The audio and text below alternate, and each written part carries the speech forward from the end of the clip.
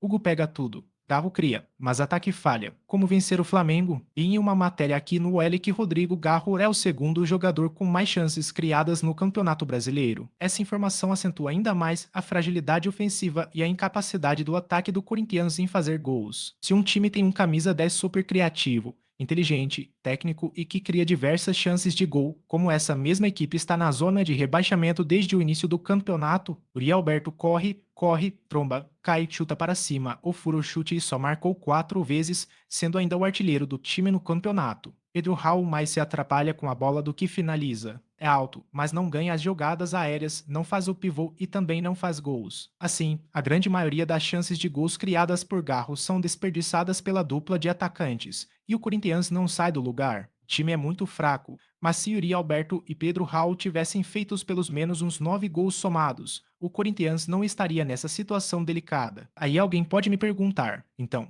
para você, Yuri Alberto e Pedro Raul são os culpados pelo time não ganhar os jogos. Culpados é uma palavra muito forte, mas vamos analisar da seguinte maneira. Hugo Souza está pegando demais, senão o time já estaria quase sem chances. Carro cria diversas oportunidades de gols, mas o time não aproveita. A responsabilidade maior dessa crise sem fim é a falta de gols. Romero deveria marcar alguns? Claro que deveria. Pedro Henrique poderia fazer uns 3 pelo menos, sem dúvida. Para se ter uma ideia da dificuldade em ir às redes, se o zagueiro Gustavo Henrique não fizesse aquele gol nos acréscimos contra o Juventude pela Copa do Brasil, o Corinthians já estaria praticamente eliminado, já que não consegue marcar. Contra o Fortaleza, Pedro Raul e Yuri Alberto deram show de horror quando as chances claras apareciam, e assim vem acontecendo no ano todo. Aí aparecem aqueles que dizem que esse é o melhor ano do Yuri Alberto, que já marcou 14, 15 ou 16 gols no ano. Só que o Corinthians foi eliminado na primeira fase do Paulista, está na zona de rebaixamento no Brasileiro e a minha questão é: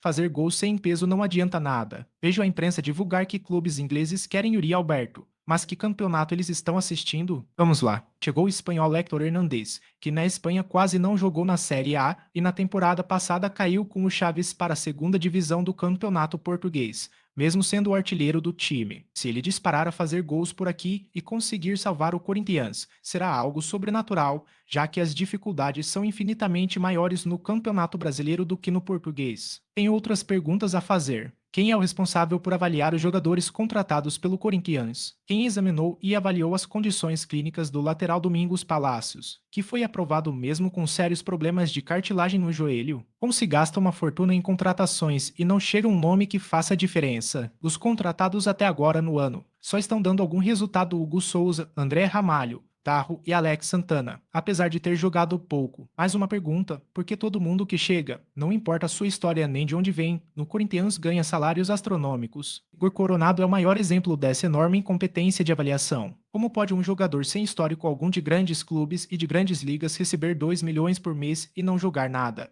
não criar nada e ainda não marcar gols? Além disso, essa gestão está iludindo o torcedor desde o começo do ano, porque divulga nomes que irá contratar e esses caras vão para os rivais. Se o Corinthians tivesse mesmo contratado os jogadores que falaram, estaria lutando no mínimo por vaga na Libertadores. Palácio Cruzeiro, Gabriel Flamengo, Michael Flamengo, Luiz Henrique Botafogo, Alexandro Flamengo, Gonzalo Plata Flamengo, entre outros. E o pior é que a maioria desses caras ganham menos do que Igor Coronado e Uri Alberto, por exemplo. Enfim, quando você percebe que está tudo errado de verdade, quando você começa a escrever um texto sobre Galo, que é o segundo cara que cria mais no Brasileirão, e que os atacantes não marcam gols, e termina mostrando a incompetência de avaliações,